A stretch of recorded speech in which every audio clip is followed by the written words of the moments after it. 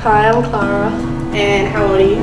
I'm 18. And where are you from? I'm from France originally. I moved to Australia about 2.5 years ago, just before COVID actually, in Torquay on the surf coast, and then just did year 11 and 12 and then uni time. So I guess I just moved to Melbourne. I didn't originally want to study straight away, or at all actually.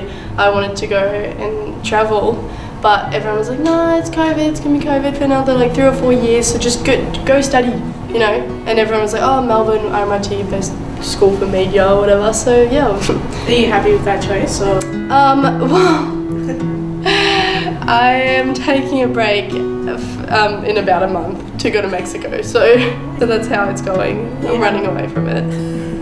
How come you enjoy traveling so much? Like, what's the motivation behind it?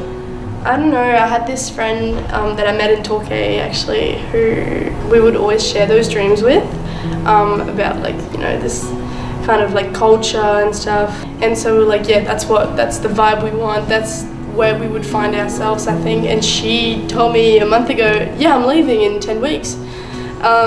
So now she's leaving next Wednesday, and I'm like, there's no way you're going without me. Let me just drop out real quick and I'll meet you there. Like, do you prefer France over Melbourne, or?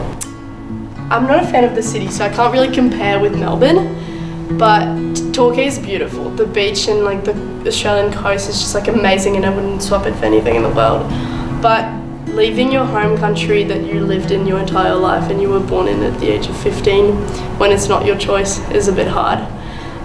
Leaving all your friends behind, so that was a bit hard, and I'm still getting over it, you know, especially with COVID in between. I couldn't go back, but I definitely see my future in Australia now. I agree with the fact that a protagonist can't be a good protagonist without a good conflict. This quote really stood out to me. You'll want to question in your mind whether the protagonist is fighting against timeless universal law or only societal norms that shift from generation to generation.